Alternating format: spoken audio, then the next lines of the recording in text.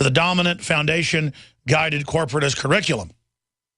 And so we had plenty of time with him. I'm going to skip this network break coming up. He's so polite, he'll pause constantly, and I'll rush in and take over like a wolf. But I want you to talk about whatever you want to first. Did you get any repercussions coming on? What do you make of all the stuff happening with Russia? What's your take on the border crisis expanding? Since you were on, it's confirmed it's premeditated. Thank you for joining us, sir. Thank you very much. All the reactions and responses that I've been receiving have been 100% positive. Wow. That's unusual. I assume that the university administration is not paying much attention at this point. They're narrowly focused on eviscerating what remains of public education. And once they've removed that, then the rest of the society will fall. And part of their strategy is this engineered border crisis that I will speak to today, hopefully, for your readers, for your viewers, nationally, internationally. Add a little bit of insight so far as academic research is concerned to expand our critical lexicon here. Go ahead. Yeah, because it goes beyond the term Cloward, or the phrase Cloward and Piven is a shorthand for this sort of left progressive strategy of intensifying conflict so that the economic system, the culture, society will implode, will self-destruct. And of course, the objective here is to usher in some form of centralized corporatist government, socialist, if you will, government. This is classic Leninism, by the way, the notion that everything has to get worse before it gets better. This is the part that they leave out. So that's important. That's an important framework to understand. But I want to more specifically introduce another pair of ass clowns from academia by the name of Rosaldo and Ong. Rosaldo, Ong is spelled O-N-G. The Rosaldo element covers the Latino population of illegal aliens and the mass influx of populations from Latin America.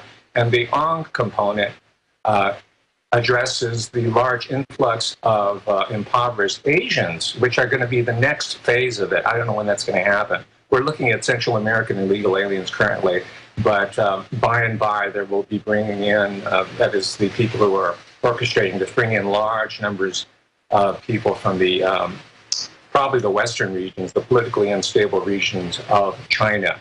So what has happened in the academic world is that these foundations, many of which you have identified over the years in your program, the Rockefellers, the Soros, more recently the Bill and Melinda Gates Foundation, have been pouring in lots of money to social science departments, humanities, and for the most part, they own it, lock, stock, and barrel.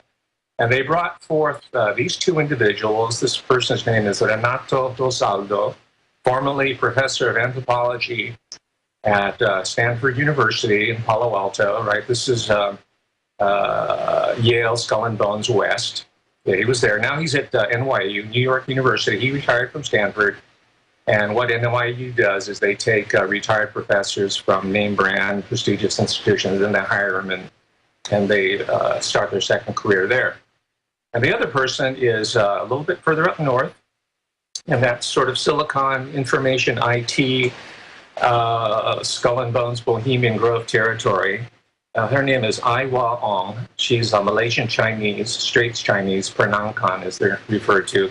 She's also a professor of anthropology, but she is at UC Berkeley.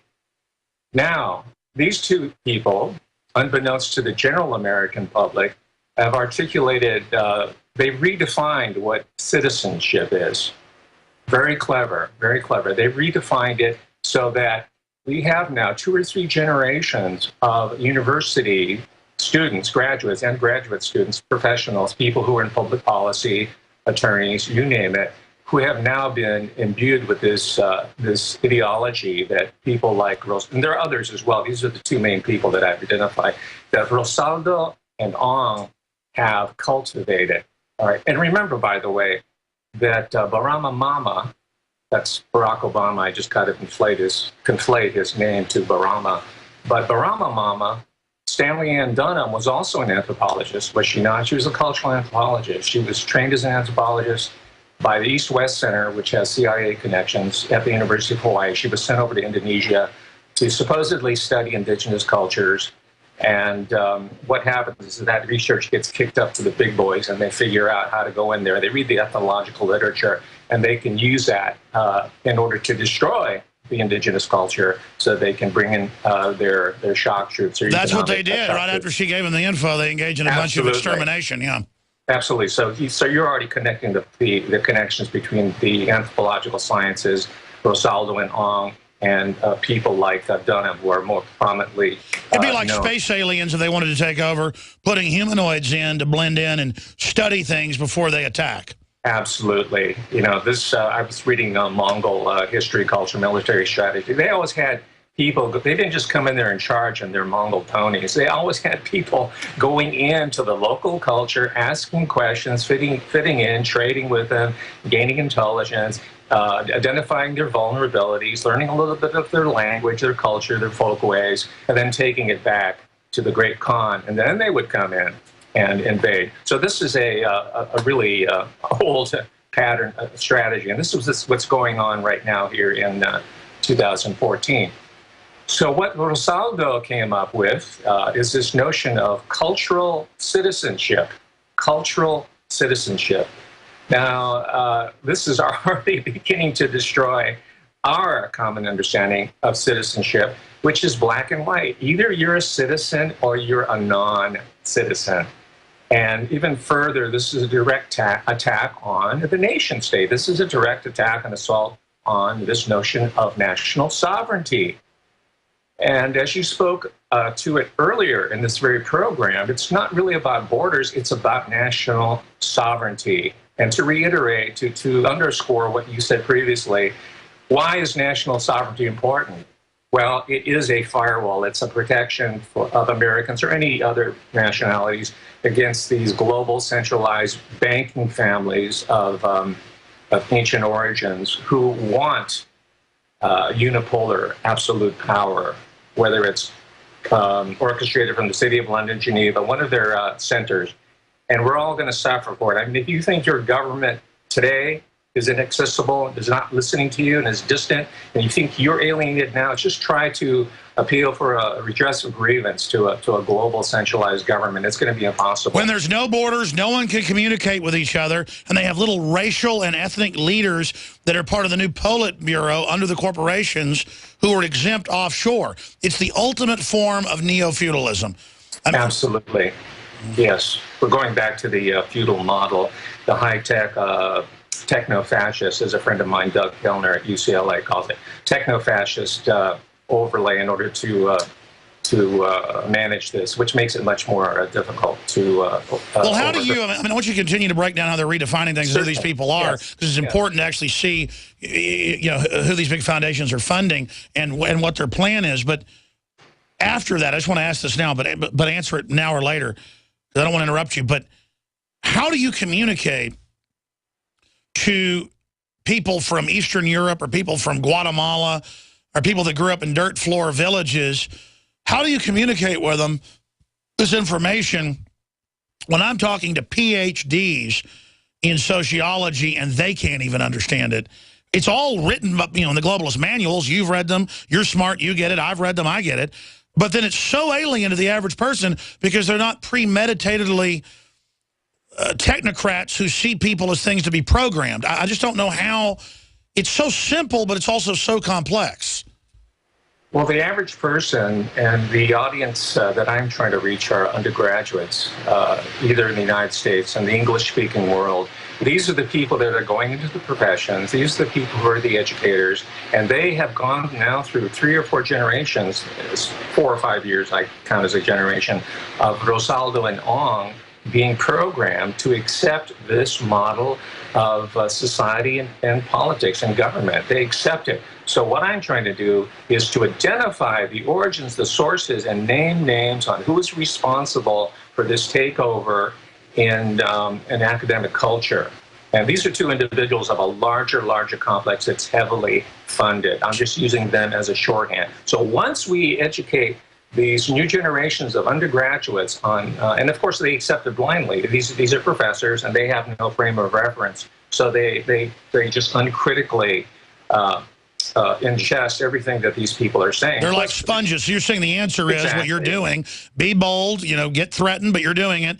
Go in and try to deprogram them, because you're not even telling them your view. You're saying, here's the man behind the curtain. Look, they're saying it.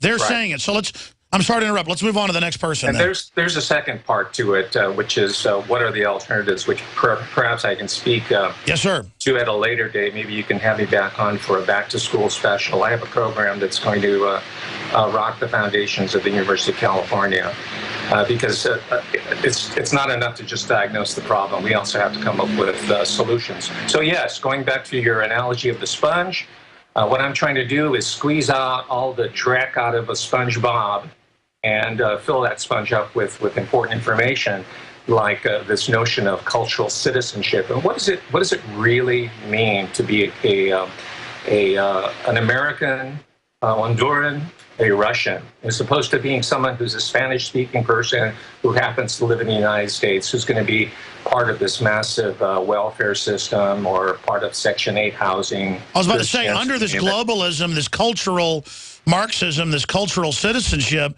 you really are like a refugee worldwide and have no rights, and that's what they're saying. And so these people literally are setting the new model.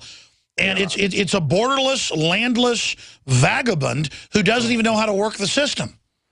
They are, and of course they're oblivious to this, but these illegal aliens are really, really vulnerable.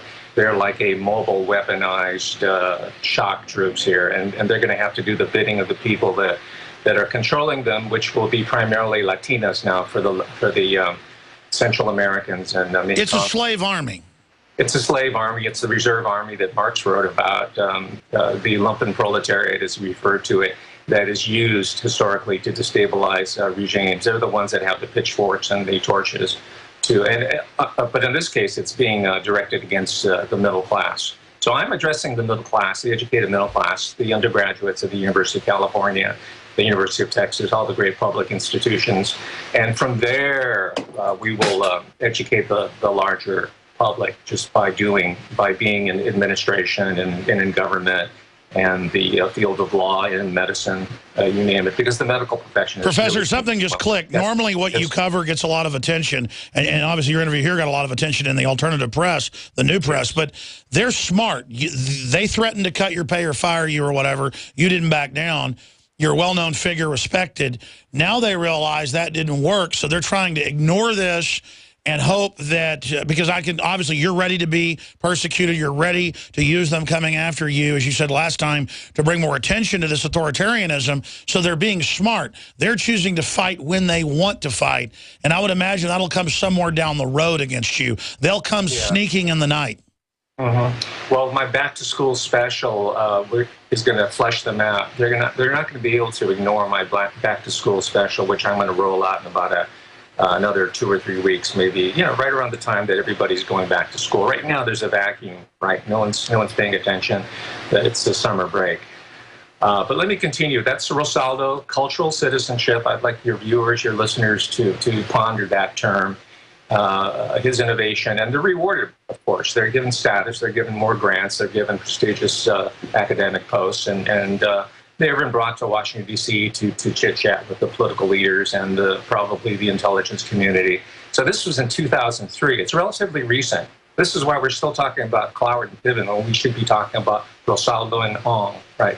Because, as it said, the generals are always fighting the last battle. This is the current battle. This is the battle that we're waging now is against the Rosaldo and Ong model, which is an extension of Cloward and Piven. Okay, let me move to Aiwa Ong, who's another foreign-born intellectual. This is a model. They don't just cream and cultivate people from out of the country who are impoverished. They also like to cream intellectual laborers like IT, information technology, computer technology. First it was Taiwan, then India, and now China. And the Silicon Valley people don't realize it yet, but they're also going to be looking for work, these engineers. Stay there. Tell us about the other professor when we come back. Professor Hamamoto is our guest. Powerful information. And we're going to break down from an insider, inside of it, how this is working, and the plan to bring in the North American Union and a planetary corporate-run fascist world government. We're on the march.